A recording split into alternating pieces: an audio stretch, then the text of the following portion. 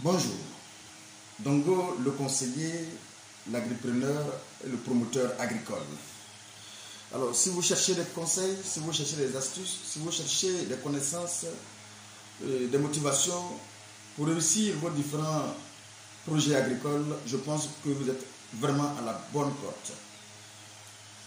Pourquoi il ne faut surtout pas brûler les étapes dans la mise en place de vos différents projets agricoles? Alors, ce qu'il faut comprendre est que mon quotidien avec les différents planteurs avec qui je suis ici m'a permis effectivement de comprendre la différence entre les planteurs qui écoutent et mettent en pratique l'itinéraire technique et les planteurs qui n'écoutent pas. Vous savez, il y a une différence entre la verdure, entre l'arbre qui est arrêté et la production. Pourtant, lorsque nous décidons de mettre une réalisation agricole en place, c'est pour chercher tout simplement les meilleurs rendements, les meilleures productions pour faire beaucoup plus d'argent, parce que l'objectif est de faire de l'argent. Nous ne faisons pas cette agriculture pour simplement avoir une belle verdure. En dehors de la verdure, en dehors de la valeur ajoutée que nous apportons à la nature, effectivement, nous cherchons derrière tout cela de l'argent. Et c'est pourquoi il est important de savoir la différence entre la verdure et la production que nous cherchons. Vous savez, ici où je suis, pour deux planteurs qui ont la même superficie, qui sont voisins, l'un peut arriver à faire 10 fois le rendement que l'autre, tout simplement parce que l'autre refuse carrément de mettre en pratique les choses simples que nous leur disons, les choses simples que nous leur proposons de mettre en place. Et simplement parce que certains planteurs restent dans leur logique traditionnelle qui disent « mon papa a fait ça comme ça et il a produit ceci ». Mais la seule différence que les planteurs n'arrivent pas à nous dire, c'est de faire la différence entre ce que le planteur produisait et essayer aussi de voir une comparaison pour que nous puissions voir un peu l'équilibre, pour que nous puissions respecter lui aussi ces techniques qu'il mettait en place. L'objectif, effectivement, comme j'ai toujours dit, c'est de sortir le maximum possible de production. En prenant les raccourcis, c'est aussi prendre des raccourcis au niveau de vos revenus.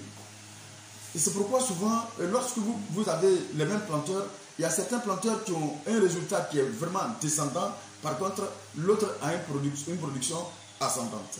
En fait, pourquoi? Parce que plus tu respectes l'itinéraire technique, plus effectivement tu arrives à avoir les meilleures productions, plus la plante arrive à être dans les meilleures conditions pour donner aussi les meilleurs résultats. Et c'est pourquoi il est important de vous signaler cela et de vous dire qu'il est vraiment mauvais de brûler très souvent les différentes techniques ou bien l'itinéraire technique qu'on vous dit, tout simplement parce que parfois on reste coincé, on ne respecte pas le calendrier culturel, d'où on est obligé parfois de piétiner un peu les étapes parce qu'on pense qu'on peut brûler telle étape pour atteindre l'objectif, mais pourtant en réalité on se mord parfois les doigts. Il est très important de respecter cela. Je prends un exemple banal. Lorsque je suis affecté ici pour la première fois dans la zone où je suis actuellement, alors il a fallu d'abord faire un diagnostic de l'état de toutes les plantations que je dois gérer en réalité. Il est avéré que j'ai détecté beaucoup de choses en réalité, mais les planteurs m'ont déjà interpellé en me disant que leur plantation était attaquée de plusieurs maladies. Mais lorsque j'ai fini de faire le diagnostic, il a appris clairement qu'il ne s'agit pas d'une maladie. En réalité, il fallait tout simplement de carence sur le palmier, de carence de potasse, magnésium et parfois d'azote. Et lorsque je suis venu essayer de leur expliquer que non, votre plantation n'est pas attaquée par une quelconque maladie, alors c'est les planteurs qui ont les oreilles fertiles, qui écoutent toujours, ont essayé de tendre l'oreille pour écouter bien ce que je dis. Par contre, il y a les planteurs qui, comme je le dis tout à l'heure, qui pensent que les parents ont fait ça comme ci et les parents ont fait ça comme ça, sont restés dans leur tradition. Quelques années plus tard, je dis même une année plus tard, lorsqu'ils ont commencé à appliquer ce qu'il faut mettre en place, alors quelques années plus tard, il y a eu un changement brutal des deux plantations voisines. Pourquoi? Parce que tout simplement, l'autre a pu corriger rapidement. Mais mon ami personnel qui n'écoutait pas avant, effectivement, après le résultat des autres, a vu clairement qu'ils se sont fait beaucoup de mal en piétinant, en ne respectant pas tout ce qu'on leur disait, tout simplement parce qu'ils avaient une culture dans la tête pour dire que c'est la terre qui va tout donner et que la terre doit tout donner et que la terre doit tout donner. Effectivement, encore, comme la plante était arrêtée, ils pensent que la plante avait toutes les potentiels, tout ce qu'il a pour pouvoir donner. Mais c'est pas que la plante a pu épuiser tout ce qu'il y avait dans le sol pendant tout ce temps. Alors, ce qu'il faut comprendre ici, je vais encore prendre un exemple banal qu'un collègue m'a conté dans une zone alors, où il avait deux producteurs de choux qui voulaient faire du chou. Et l'autre, effectivement, ils ont nettoyé ensemble 1 hectare. Et ils ont pris soin de diviser la parcelle en 2.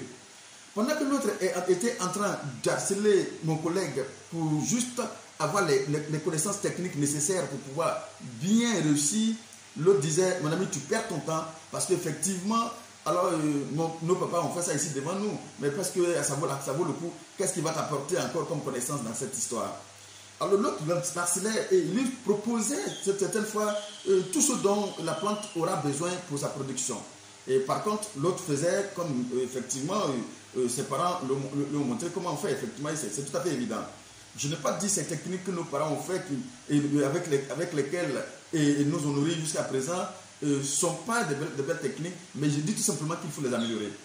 Alors pendant que l'autre était en train de travailler traditionnellement, l'autre effectivement a pris soin de venir demander des conseils et de mieux mettre en place sa culture. Le jour des récoltes arrive, je vais vous épargner les détails. Les jours de récolte arrivent. Effectivement, lorsque vous regardez dans la parcelle, vous allez voir qu'il n'y a pas de différence entre les deux cultures. Pourquoi? Parce qu'effectivement, les verdures étaient les mêmes. La taille des pommes, des choux étaient pratiquement les mêmes, parce que c'était une forêt vierge en réalité. Mais au point même que le voisin se moquait de l'autre, parce que l'autre a investi beaucoup plus d'argent que lui. Pourquoi? Parce qu'il a mis des intrants, il a mis quelques engrais, des produits phyto, tout et tout, pour pouvoir vraiment mettre la plante dans les meilleures conditions.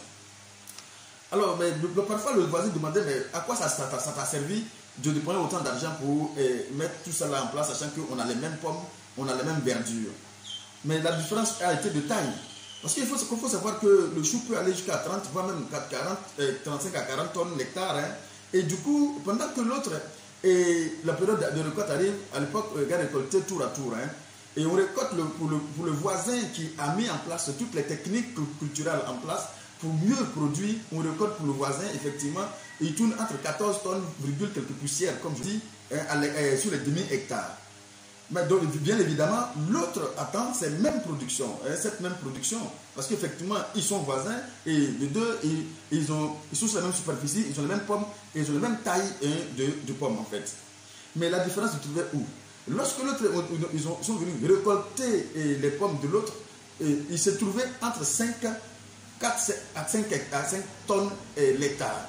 Mais cela a failli poser un problème, dans la mesure où il y a eu un problème entre les deux voisins. Tout simplement, c'est un problème mystique selon l'autre, que l'autre est parti au Burkina, parce que c'était des voisins burkinabés.